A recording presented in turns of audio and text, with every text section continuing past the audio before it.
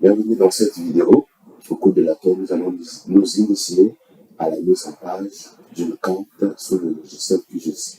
Cette vidéo est la première d'une série de vidéos qui envisage de renforcer ou qui a pour objectif de renforcer les compétences des utilisateurs en système d'information géographique, spécialement en QGIS. Et elle s'adresse à tous les utilisateurs de QGIS et spécialement aux utilisateurs de la promotion Amazon de Conversions. Sans plus tarder, nous allons ajouter la couche sur laquelle nous allons réaliser notre mise en page. Ce sera vraiment une mise en page très simple et dans les prochaines vidéos, nous allons associer plusieurs couches pour faire des mises en page un peu plus complexes. Mais pour cette première vidéo, elle sera assez simple. Pour ajouter une couche, c'est aussi l'endroit pour montrer donc une autre méthode qui est plus rapide, qui est plus simple, qui permet d'ajouter une couche. Donc, je vais montrer les deux méthodes. Il y en a plusieurs, il y en a peut-être 3, 4. Mais dans cette vidéo, je vais montrer deux méthodes pour ajouter une couche à la visualisation cartographique. Donc, je vais sur ajouter une couche, qui est la première méthode, et je vais sur ajouter une couche vecteur. Donc, à partir de 3 points qui signifient parcourir, il me donne accès au dossier dans lequel j'ai stocké mes données. Dans mon cas, c'est ici. Donc, je peux même épingler un accès rapide pour créer un raccourci. SHP, et on va donc ouvrir la couche des arrondissements de Brazzaville. Donc, le SHP, c'est une association en fait de plusieurs fichiers. Et lorsqu'il faut ouvrir donc un fichier shapefile, je dois le spécifier sur le fichier qui a pour extension SHP. Et dans mon cas, c'est celui-ci que j'ai sélectionné. Et je vais cliquer sur ouvrir et ajouter. Voilà, je viens d'ajouter une couche shapefile à la visualisation cartographique, et cette couche apparaît donc dans le panneau qui liste toutes les couches. Ça, c'est la première méthode. La seconde méthode pour ajouter une couche, elle est un peu plus simple. Il suffit que j'aille juste sur couche, ensuite gestionnaire de sources de données. D'accord? Et là, je vais cliquer sur explorateur, comme ça, et j'ai donc une liste de tous mes dossiers, tous les dossiers qui sont dans l'ordinateur. Dans ce cas, moi, je sais que c'est logé dans le document, ensuite, ici, ensuite, formation, ensuite, SHP, et voilà. L'avantage ici, c'est que mon fichier central n'apparaît plus en 6, 7, 8 éléments comme on pouvait le voir dans la méthode précédente, mais il n'apparaît qu'une seule fois. Et il est là. Et j'ai tout simplement besoin de double-cliquer pour que la couche apparaisse dans mon logiciel. Voilà, la couche est là. Et je peux fermer cette fenêtre. Voilà, je peux supprimer celle-ci, elle ne m'intéresse pas. Je vais regarder la couche administrative, en tout cas la couche de limite administrative de Brazzaville. Alors, présent, nous allons faire la symbologie. Alors, pour faire la symbologie, on devra afficher un panneau. On appelle par le panneau style de couche. Pour afficher le panneau, je fais un clic droit dans la barre de menu et je viens cocher sur panneau style de couche. Voilà. Donc, en cochant dessus, j'ai le panneau style de couche qui apparaît. Alors, ce que nous allons faire à présent, c'est de mettre un fond transparent, donc un remplissage vide, et d'augmenter un peu la taille des contours, ou des limites administratives. Pour ce faire, je viens cliquer sur le remplissage simple, et au niveau de la couleur de remplissage, je peux changer, ok? Je peux mettre du rouge, c'est moi qui choisis du noir, et si j'ai du rouge ici, et si je m'intéresse à du rouge plus clair, je peux revenir jouer ici sur la clarté du rouge. Si je veux aller vers les teintes jaunes, Voilà. Si je vais aller vers le teinte orangé, voilà. Donc, je fais un retour. Et souvenez-vous, on a dit qu'on veut que le remplissage soit vide, linéaire, donc un fond totalement transparent. Pour cela, je dois venir dans style de remplissage et cliquer sur pas de remplissage. S'il fallait mettre un remplissage avec des croix, je cliquais sur croix et j'avais un remplissage en croix. Mais dans notre cas, on a dit que c'est un remplissage vide, donc on va cliquer sur pas de remplissage. Ça c'est fait pour augmenter la taille de la largeur du trait.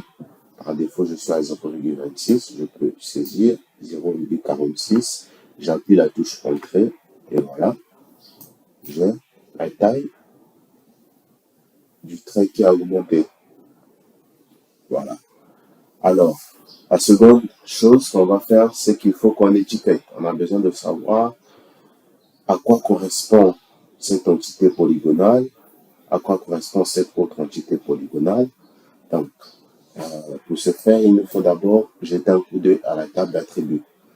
Parce qu'il faut savoir que chaque fichier, chaque file, vient avec ce qu'on appelle des attributs. Donc, pour accéder à cette table d'attributs, il faut faire un clic droit sur arrondissement au hasard et venir cliquer sur ouvrir la table d'attributs. Donc, je clique dessus. Je peux cliquer là. C'est un petit outil qui permet d'intégrer la table attributaire à la visualisation cartographique. Donc, lorsque je clique dessus, effectivement, j'ai à la fois la visualisation cartographique et ma table attributaire en dessous. Donc, je vois que les noms des arrondissements ont été logés dans l'arrondissement non. D'accord, une fois que ça c'est fait, je réalise cela. D'accord, je peux sélectionner l'entité. Pour sélectionner l'entité, je dois venir utiliser cet outil-là. D'accord, et une fois que je sélectionne, voilà. Le fait qu'il passe en surbrillance, ça me signifie tout simplement que cette entité polygonale a été sélectionnée. Et lorsque je la sélectionne, automatiquement, elle est aussi sélectionnée dans la table attributs et ça me permet de savoir que ici, j'ai sélectionné l'arrondissement 9 d'Iri. D'accord. Je peux aussi faire un filtre. Donc, pour faire le filtre, il suffit de cliquer sur ne montrer que les entités sélectionnées et à ce moment, je ne vois que l'entité que j'ai sélectionnée. C'est très pratique si vous avez 1000 entités, bah, c'est plus simple de sélectionner une entité et de mettre un filtre de façon à ce que vous ne puissiez voir que l'entité qui a été sélectionnée. Si je sélectionne celui-là, c'est l'arrondissement 7 Filou. Là, c'est l'arrondissement 4 Mougali. Alors, une fois que ça c'est fait, je peux désélectionner en cliquant ici. Ça permet de désélectionner toutes les entités. Alors, maintenant, je sais sur quel champ je dois étiqueter. Donc, on va passer à l'étiquette qui est juste ici. Donc, toujours dans le panneau style de couche, il y a un petit onglet qui est là, qui signifie étiquette. Lorsque je clique dessus, par défaut, il est sur pas d'étiquette. Donc, je vais encore cliquer ici pour sélectionner cette fois-ci étiquette simple. D'accord? Alors, au niveau d'étiquette simple, la valeur, lorsque je clique sur ce petit bouton, il me liste tous les champs qui apparaissent dans ma table d'attributs. Donc, on a deux champs, ID et nom. Là aussi, il m'affiche les champs ID et nom. Donc, il faut que je spécifie sur quel champ je dois étiqueter les données. Dans notre cas, on a dit que c'est dans le champ non. Donc, je sélectionne non. La prochaine étape, ça va être de jouer un peu sur la police. C'est un peu comme avec Word. Vous pouvez changer la police. Il y en a plusieurs. Dans mon cas, je vais prendre Arial. Donc, je tape A sur mon clavier et je sélectionne Arial. Je peux le mettre en gras. D'accord. Et je peux même changer la couleur pour le mettre en noir. noir un peu plus foncé. Voilà. Donc, voilà pour les arrondissements de Brazzaville. Bien. Je peux même mettre un fond de carte. On peut tester en mettant un fond de carte. Pour sur la promotion Amazon, vous avez déjà l'extension HCMJ qui a été installée. Pour toutes les personnes qui tomberont sur cette vidéo et qui n'ont pas eu accès au cours sur les extensions, ça sera publié aussi très vite. Donc, pour ceux qui ont déjà l'extension HCMJ, ils n'ont qu'à cliquer dessus, aller sur Basemap et on va mettre donc un fond de carte. En tout cas, je peux prendre un fond de carte de type, on va voir, on peut prendre Google Maps, oui, on va prendre Google Maps. Voilà, donc je vais mettre Google Maps en dessous. Bien, pour Google Maps, il y a déjà des écrits, ça va un peu masquer, je peux le désélectionner, on va plutôt prendre même Google Satellite. Donc c'est juste pour vous montrer les potentialités, ce qu'on peut faire avec les extensions.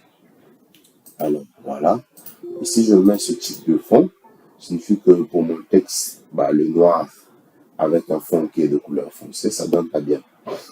Ce que je peux faire, c'est que je reviens sur les arrondissements de Brazza, je viens sur l'étiquette, d'accord, et je viens sur tampon.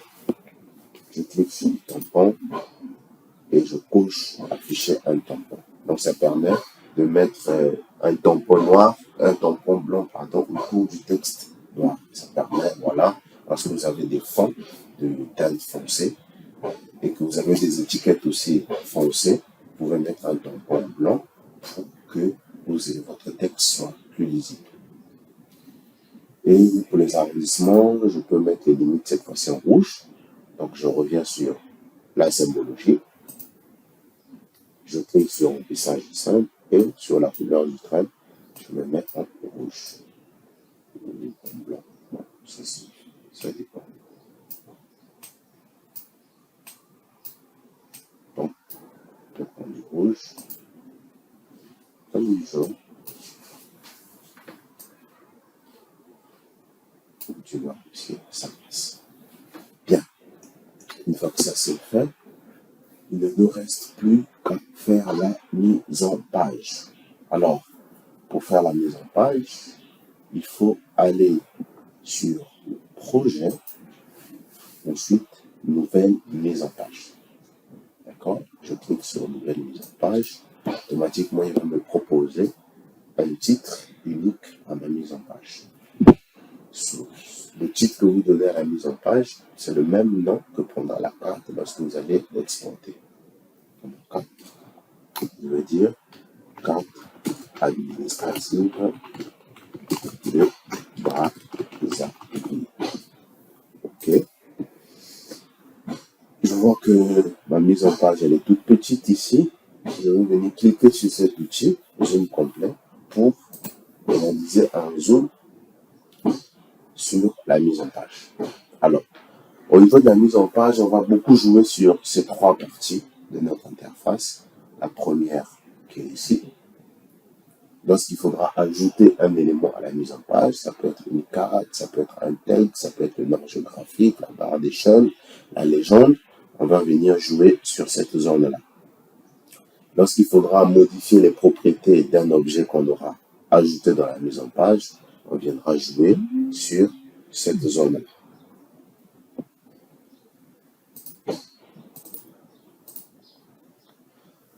Alors, première des choses à faire, ça va être d'ajouter la visualisation cartographique que j'ai ici, celle-ci, et l'ajouter sur la mise en page. Donc, nous allons venir cliquer sur ajouter carte. D'accord? Je vais venir ici, ajouter carte. Alors, qu'est-ce que vous remarquez? Vous remarquez que par rapport à la carte que je viens d'ajouter, La meilleure orientation que doit avoir notre mise en page, c'est plutôt une orientation en portrait plutôt qu'une orientation en paysage, comme vous pouvez le voir ici. Ça signifie que la première chose qu'on va faire, c'est qu'on va modifier l'orientation de la mise en page. Donc, ça dépend de la carte que vous voulez faire. Si vous avez des cartes qui doivent être en paysage ou en portrait, c'est un peu à l'expérience que ça viendra. Mais étant donné la forme que je vois de ma carte, qui est orientée comme ceci, je vois que la meilleure façon de la représenter, ce sera sur une mise en page en portrait. Donc, pour ce faire, je dois changer l'orientation de la mise en page. Je fais un clic, j'utilise cet outil-là, sélectionner, déplacer un objet. Je clique sur le vide, sur le blanc, la mise en page. Et dès que je fais un clic gauche, automatiquement, vous allez voir sur les propriétés de l'objet, il y a des paramètres qui vont s'afficher. La taille, vous avez plusieurs formats. Il y a A4, A2, A1, A0. Donc, si vous voulez faire des cartes en A0, vous devez spécifier ici le A0. Dans mon cas, ce sont des cartes qu'on veut mettre dans un document Word. Donc, on va le garder en A4. Je sélectionne A4. L'orientation. Alors, paysage, on a dit que nous, on veut le mettre en portrait. Donc, je clique dessus et je viens sélectionner portrait. Voilà. Donc, j'ai ma mise en page qui est passée en portrait. Je sélectionne la carte et je peux donc l'agrandir comme ceci. Voilà. Je vais laisser un espace au-dessus pour le titre de la carte. Je laisse un espace à gauche et à droite pour les coordonnées. Parce qu'on va mettre la grille des coordonnées. Et je laisse un espace en dessous pour la cartouche. C'est-à-dire, on mettra des informations sur le système de coordonnées, l'auteur, etc. Alors, ça c'est fait. Si je veux faire un zoom complet, je viens cliquer ici sur zoom complet. Deuxième chose, c'est que je remarque que ma carte, en tout cas les arrondissements, n'est pas à la bonne échelle, elle n'est pas au bon zoom. Donc, ce qu'il faut que je commence par faire, c'est que je vais utiliser cet outil, déplacer le contenu de l'objet. Et grâce à cet outil, je peux déplacer uniquement le contenu. Alors qu'avec cette flèche, je déplaçais tout l'objet. Mais la flèche déplacer le contenu de l'objet ne me permet de déplacer que le contenu. Pour augmenter donc, le zoom de ma carte centrale, je vais venir sur échelle. Donc, je dois d'abord sélectionner la carte et automatiquement dans les propriétés de l'objet, je vais avoir l'option échelle. Sur échelle, je vais donc jouer sur l'échelle. Je vais saisir ici, par exemple, 15. J'appuie sur Entrée. Effectivement, il y a un zoom qui est réalisé. Je vais mettre 10. Entrée. Voilà, il est encore un peu plus sommaire. Je vois qu'à 10, c'est trop. Je vais mettre 12. Je déplace le contenu. Là, je vois que c'est un peu mieux. Je mets 11. Voilà. Je vois que 11 000. Je vais mettre à 11 000. 11 500. Voilà, l'échelle est à 11 500. Et c'est déjà un peu mieux. C'est déjà un peu mieux. Prochaine étape, je vais ajouter le nom géographique. Donc, pour ajouter le nom géographique, je viens sur N, ici je flèche du nord, et je dessine une zone qui permet d'ajouter le nom géographique. Bien. Je vais ajouter la barre d'échelle. Pareil. Je viens sur toujours la même zone. Il y a un outil où c'est écrit barre d'échelle.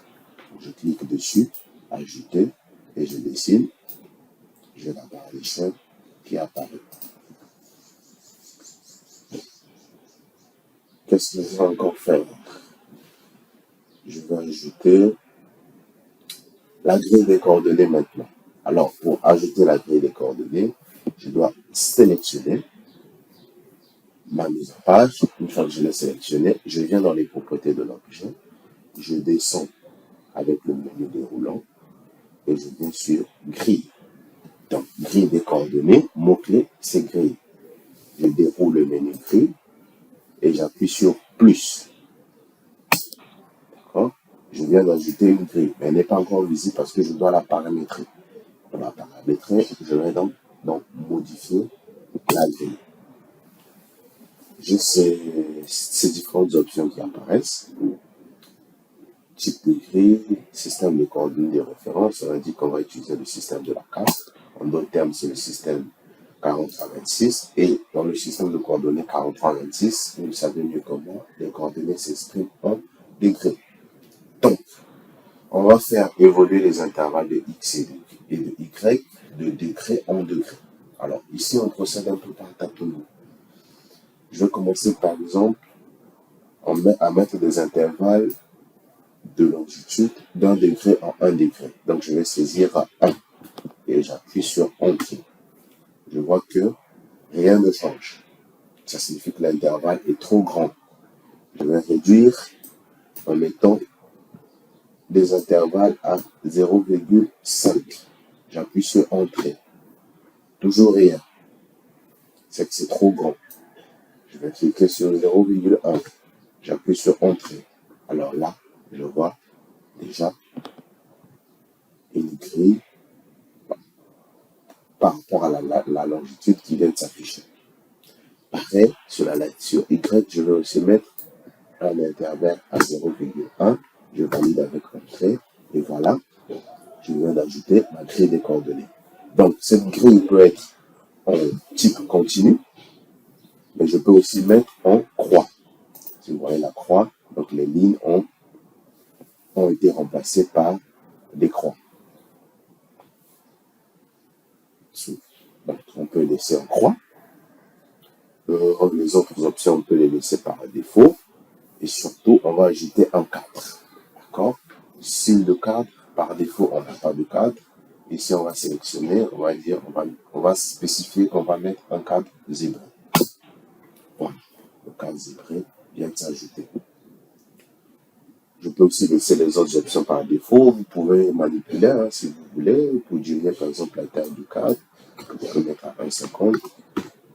Mais bon, moi je préfère m'arrêter là. On descend encore un tout petit peu. Le plus important, c'est surtout ça, c'est d'afficher les coordonnées. Donc je dois cocher sur afficher les coordonnées. Au niveau du format, par défaut, c'est décimal. Donc les coordonnées sont en degrés décimaux. Dans mon cas, je peux dire, mets-moi ça en décimal avec suffixe. Vous allez voir que c'est 15,20 degrés et le suffixe, c'est S. Bien. Comme au-dessus ici, je vais mettre le titre. Ce que je vais faire, c'est que je vais supprimer.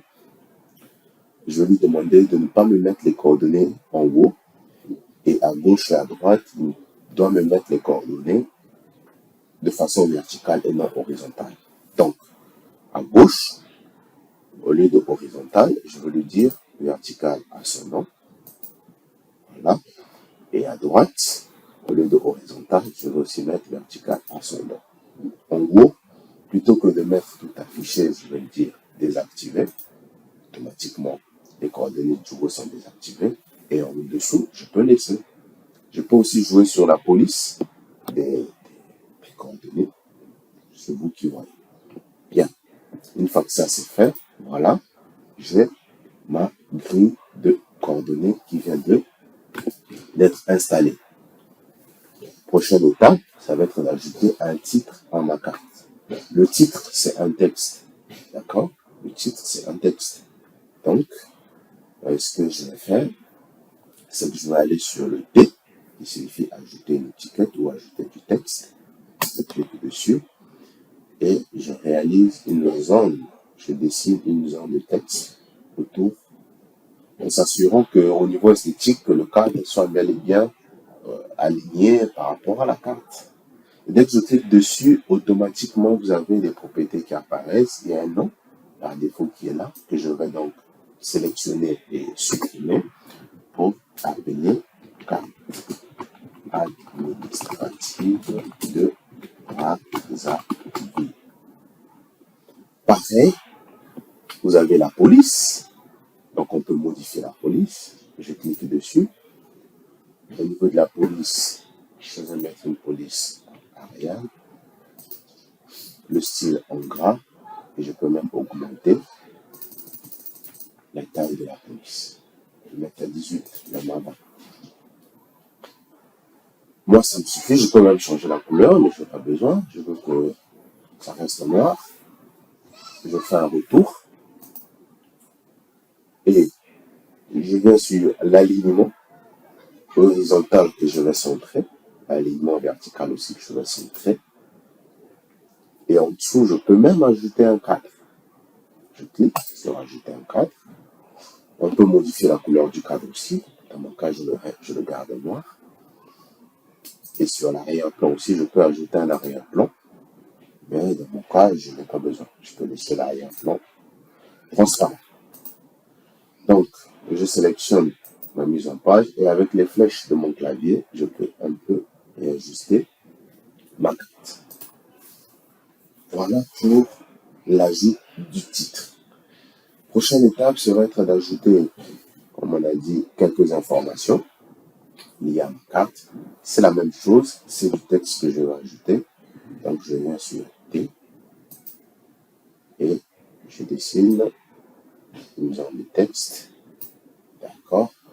Et sur les propriétés principales, je vais donc saisir, par exemple, SCR, système de coordonnées de référence. Dans notre cas, on va utiliser, on est dans du WGS 84.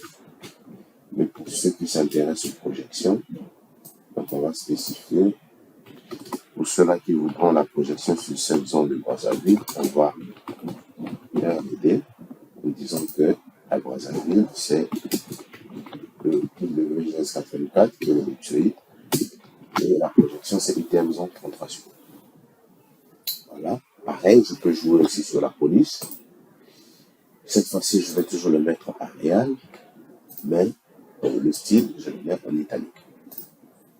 Voilà. Je peux zoomer, comme ça vous pouvez mieux voir le système de projection. Je diminue, ce sera ici.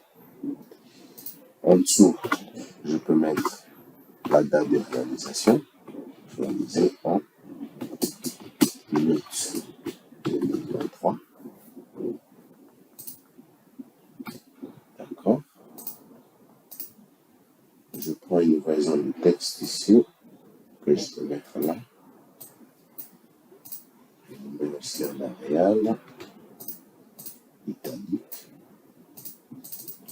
Là, je peux mettre édité par Congo Science. D'accord. On peut aussi mettre la source de données. Donc, source. Dans mon cas, c'est Institut géographique sur la voilà. Bien. Voilà. Je mets des informations complémentaires. Et je peux aussi mettre un cadre. Pour mettre le cadre, je peux juste venir ici, ajouter une forme, je clique dessus, je clique sur ajouter un rectangle, et voilà. J'ai ajouté un rectangle qui est évidemment transparent. Je sélectionne, je vais sur style, ici. Pareil, remplissage simple, et aussi le remplissage, je dis pas de remplissage. Voilà. Donc, je viens de mettre un cadre à ma mise en page. Alors, vous allez voir que s'il arrive que je sois amené à bouger le texte source, bah, comme ça, je ne peux pas. Tout simplement parce que mon rectangle est au-dessus de mes éléments d'objet. Donc, pour le mettre en dessous, je le prends et je le mets en dessous du texte ici. Et à ce moment, je peux cliquer sur source et déplacer. Voilà, voilà. Je viens sur le zoom complet. Il ne reste que la légende. La légende ici, c'est pareil. Je vais cliquer sur ajouter la légende. Je fais une zone. Voilà. La légende vient d'être ajoutée.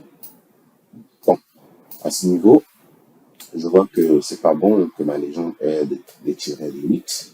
Donc, je dois renommer donc cette légende-là. Donc, pour renommer, c'est pareil. Je sélectionne d'abord l'objet. Ensuite, je vais dans propriété de l'objet. Et à ce niveau, je décoche d'abord mise à jour auto. D'accord? Et je peux supprimer Google Satellite pour ne garder que les arrondissements de Brazzaville. Donc, je fais un double clic sur arrondissement de Brazzaville. Et à ce moment, je peux modifier en limite administrative. Voilà. Je fais une flèche. Et je peux même encore sur format police et texte jouer avec la police. Donc, je vais sur étiquette élément. Je clique dessus. Et je vais sur Ariane 14. OK. Je peux déplacer. Limite administrative. Donc, comme j'ai supprimé Google Satellite, il faut que je spécifie quand même dans ma carte que le fond que j'ai utilisé, c'est un fond Google. Donc, je vais sélectionner source et à Institut géographique national, je vais mettre une virgule pour dire aussi que le fond de carte, c'est Google Satellite. D'accord. Et je vais augmenter la taille. Voilà. Ça, c'est fait. Bien. Donc, voilà que j'ai réalisé ma carte. Bien, imaginez que vous voulez ajouter un logo à votre carte. On va ajouter le logo de Commotions. Comment vous pouvez le faire? C'est que vous pouvez venir sur cet onglet qui signifie ajouter une image. Une fois que je clique dessus, moi je n'avais pas prévu ça, donc je n'ai pas laissé l'espace pour le logo, mais je vais essayer de le mettre ici. D'accord? Donc je dessine une zone et automatiquement, il y a cet onglet, il y a cette fenêtre qui est apparue. Dans mon cas, je vais aller sur Image Master. Au lieu de Image SVG, je peux aussi ajouter une image SVG. Il y a plusieurs symboles. Vous voyez le feu ici, les maisons, je peux ajouter. Dans mon cas, ce sera une image raster que je vais ajouter. C'est une photo, c'est un logo que je vais ajouter. Et un logo, c'est une image raster. Donc, je peux cliquer sur image raster. Tout comme il peut avoir des logos SVG aussi, c'est vrai. Mais dans mon cas, mon logo à moi est en raster.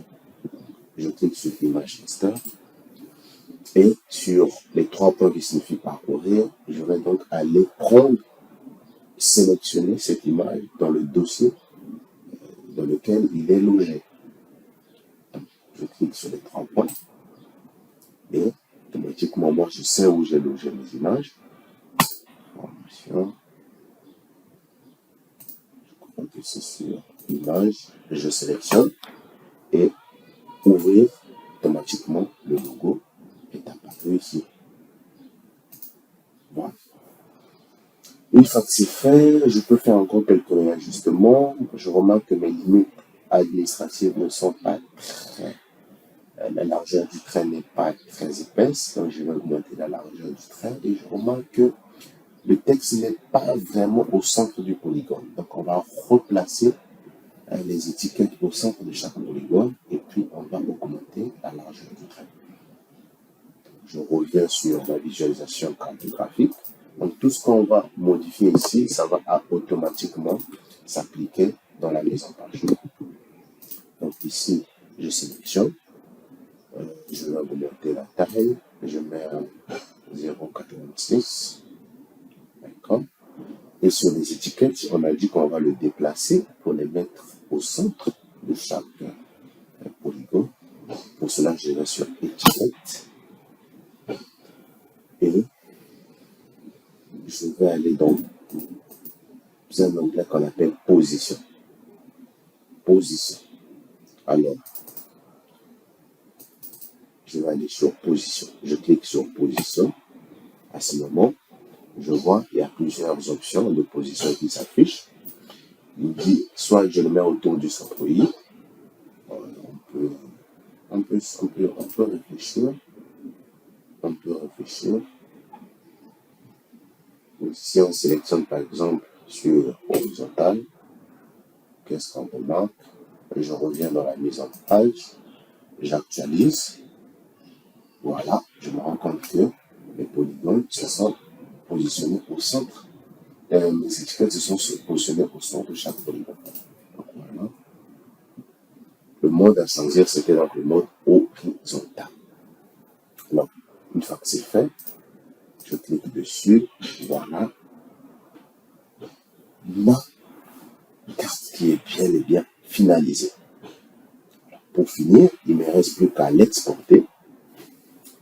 Je vais l'exporter. Pour exporter, je vais donc sur mise en page. Ensuite, exporter soit en image, soit au format PDF. Donc ici, on va d'abord commencer par exporter au PDF. Je ferme et je vais le loger quelque part.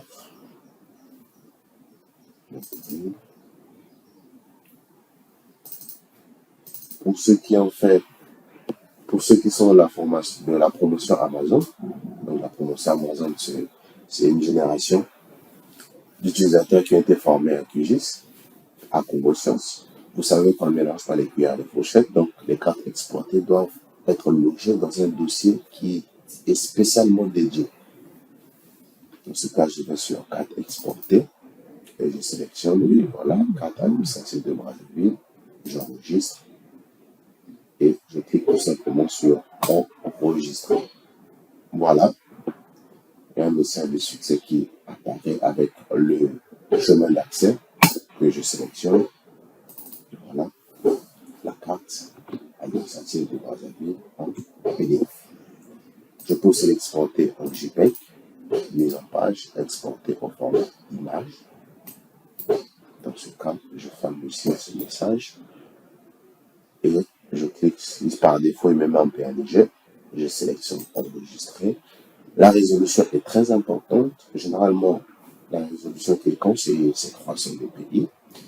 On dira plus tard que lorsque vous avez beaucoup d'éléments sur votre carte et qu'au final, la carte exportée est très lourde, on peut utiliser une résolution à 150 dpi. Mais il ne faut vraiment pas descendre en dessous de 150 dpi.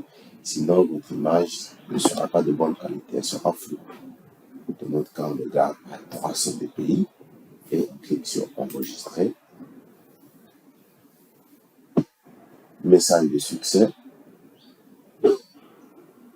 Je clique dessus et voilà l'image qui est votre carte finalisée.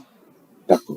Donc, c'était tout pour cette vidéo au cours de laquelle on a appris à faire une mise en page de A à Z, très simple, d'une carte. Si vous avez des questions, des besoins d'éclaircissement, n'hésitez pas à le mettre en commentaire et je me ferai le plaisir